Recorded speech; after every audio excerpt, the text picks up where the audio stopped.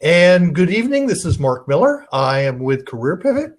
My lovely assistant, Elizabeth, looks like she's having technical problems. But this is our Monday evening office hours session. We meet every Monday night at 8 p.m. Central Time, which is 9 p.m. Eastern Time, and I guess 6 p.m. Pacific Time. And each time we have a topic. This time it is 3 signs that you're institutionalized, like Brooks at Shawshank. The idea is, are you institutionalized? And one of the things I discovered last year, I had multiple clients who were institutionalized. And what I mean by institutionalized is they tended to come from very, very large corporations, and they didn't want to leave. And they were basically being told they had to leave. One was from a major telecommunications company, who she had been at the business for 32 years. She was 54 years old. Gave her a sweet pension package. Buyout. She did not take it. As it turns out, her entire team took it, her boss took it, and her boss's boss took it. And there she was, stuck doing all the work. And they were not going to give her any assistance. So the following year, they offered another buyout, and it wasn't going to get any sweeter. And she still, and the fear is this is all she knew. If you watch the video from Shawshank Redemption, that's you hear, I can't remember the gentleman's name, talk about that Brooks was institutionalized. This is all he knew. What I find this comes from either people being in very large corporations, the military, I've seen in education, where people have been in it so long, that's all they know. It's really sad. So I had a set of questions that Elizabeth was going to ask me, so I just kind of let me walk through them. And so I'm going to come over here, ask myself a question. I was going to ask, what was the impetus for the post? And I've gone through multiple times in my career where I've seen people being essentially bumped out of jobs and being told, you need to leave. And this happened when I was at IBM in 1993, when we nearly went bankrupt. If you read my blog post from a week ago, there was a piece on how not to be a turkey. Turkeys are born into sterile conditions. They're fed every day. Every day is better than the last. And it's great until the 4th Wednesday of November, about 3 years. And the folks I worked with were turkeys. I was too. And so the sign, I said I had a client in the telecommunications industry. I had a client in oil and gas. I had a client in the pharmaceutical industries. All were going through layoffs, being told to leave, and they didn't know. That's all they knew. So Elizabeth finally is getting back on. So let's see if she comes back in. She's finally logged in. Let's see if she gets, there she comes.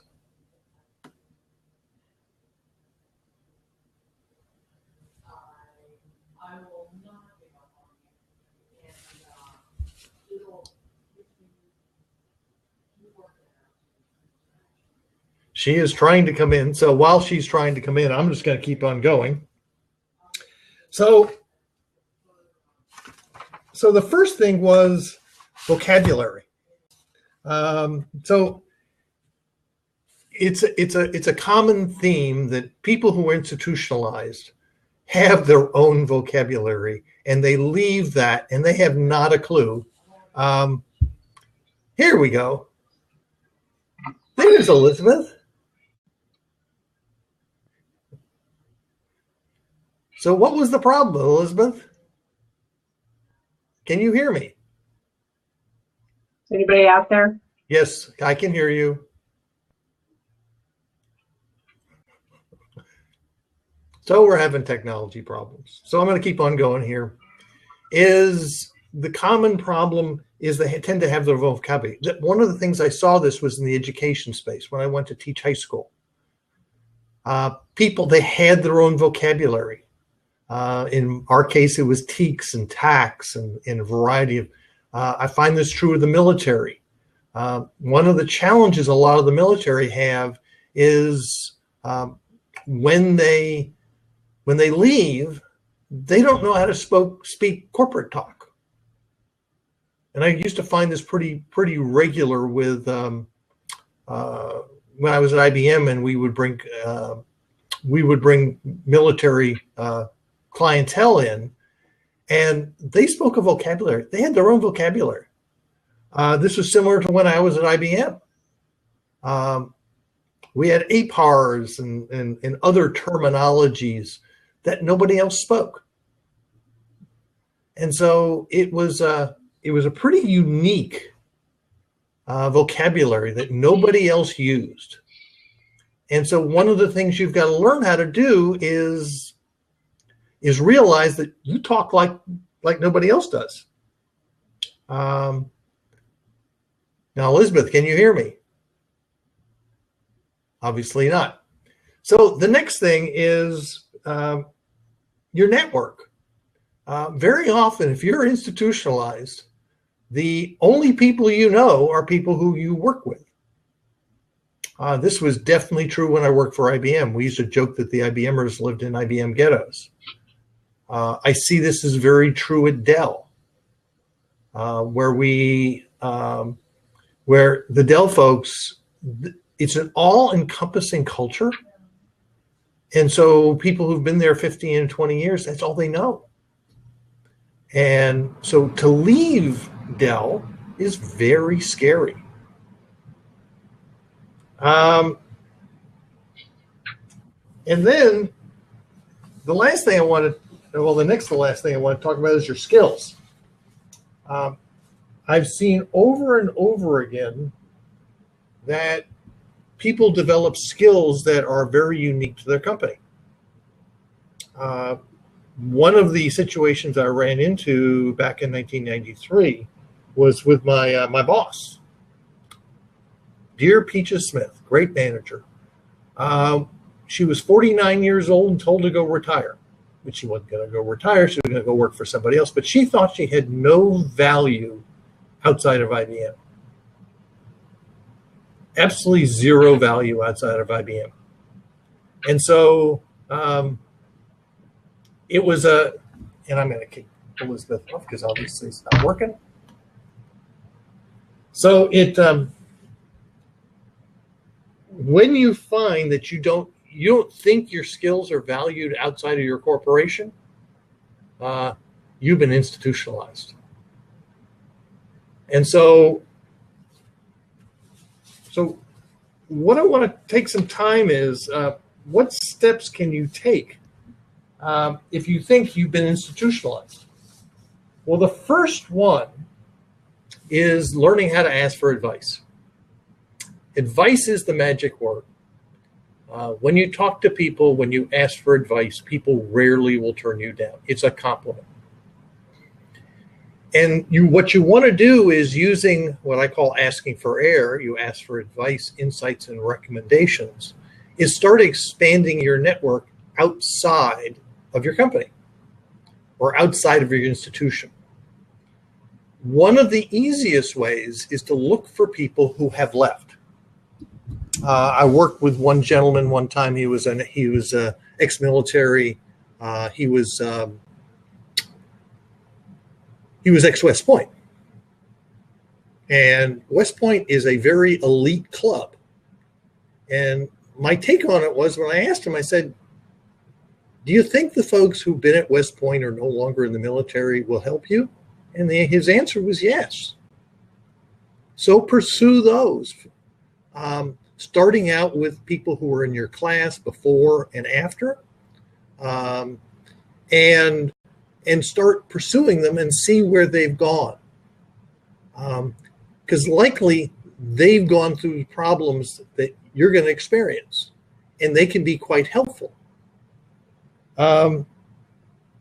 Start learning how to translate your skills outside of your current company. Now, I use the example. I was helping a gentleman, fairly high-level technical guy, even more technical. He was a director level at one of the major semiconductor companies. And he interviewed for another job at another company, another large semiconductor company. And they went like this on vocabulary. They totally missed one another. One was talking one company's vocabulary. The other one was talking the other company's vocabulary. So one of the things is to start looking at your target companies, and how do you translate your vocabulary so that you're using their vocabulary, not yours. This takes practice, particularly if you've been institutionalized. Because what happens is you're used to talking and you're used to explaining things one way.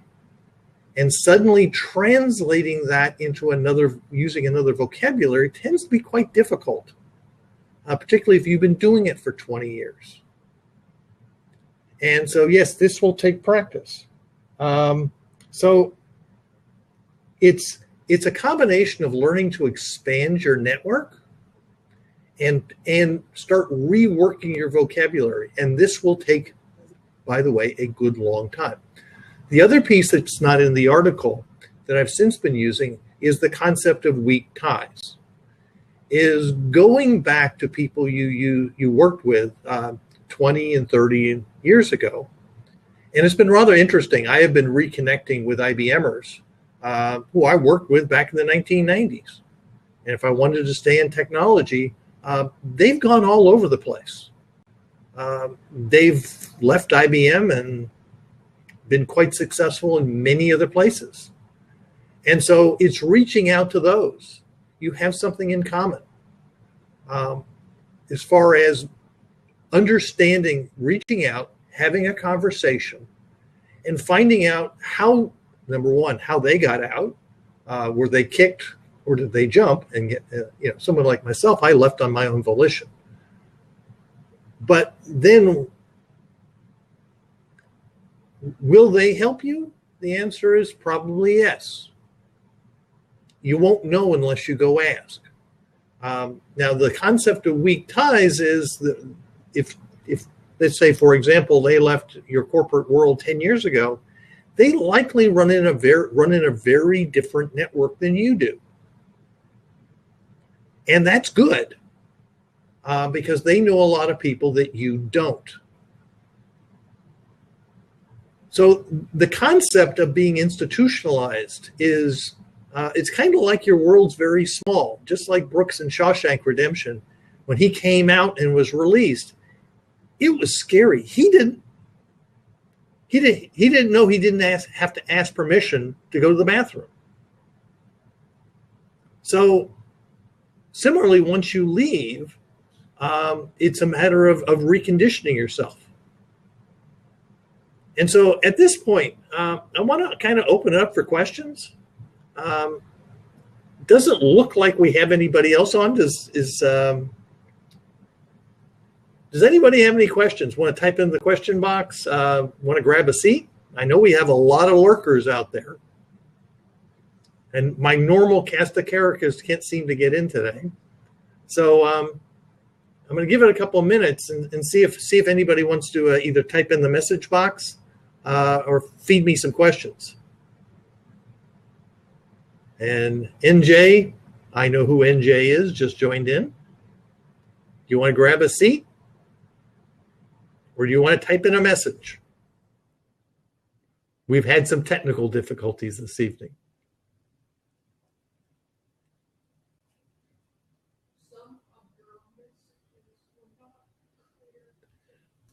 But this is an interesting one. if you haven't watched the video clip, I highly recommend it.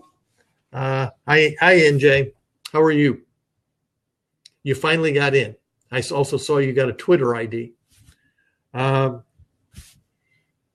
Yeah, the key piece here is understanding that you are institutionalized. And what happens very often when you leave, I said my one client who was with a major telecommunications company, been there 32 years.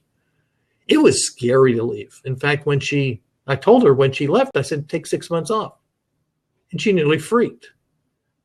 The pension buyout was sweet. And it wasn't going to get any better. And so first thing I had her do was talk to her financial advisor. And her financial advisor told her she was stupid if she didn't take it. It was that good. But the fact is, you're stepping into a new world. And that's scary. And by the way, being scared is okay. When I started my business career pivot, it took me almost 18 months to stop waking up in the middle of the night going, I don't have a paycheck. And I had rationally figured everything out. I knew how long it would take to make the business profitable, how long before I'm in my 5th year and I'm finally have a not an income equal to what I used to make in the corporate world, but we're getting there. It has taken 5 years. I knew it would take 5 years. But that didn't still stop me from being, getting very, very emotional. Because in some ways this was a very, very stark change from being employed by a big company. And when I left, my startup was bought out by Logitech and I was working for a big company again. So with that, I'm going to pause the recording. So with that, what I'd like, I will be posting this on YouTube, and it will go up as a video on my blog on Thursday. If you like it, if you're watching it on YouTube, I want you to give me a thumbs up or a thumbs down, whichever. When it goes up on my blog, if you like it, watch it. And let's go ahead and either share it on Facebook, LinkedIn, Twitter, however you like to share. And next week, I'm not sure which post I'm going to do, but we'll announce that on the Office Hours page in a couple of days. So with that, thank you very much. Thanks for everybody coming in. We ended up with a lot of lurkers. Obviously, we had some technical problems this evening. It appears that people had a hard time getting in. I had a hard time getting in. But we had a lot of lurkers. It looks like we've got about 25, 30 people who are watching. So thank you very much, and see you next week.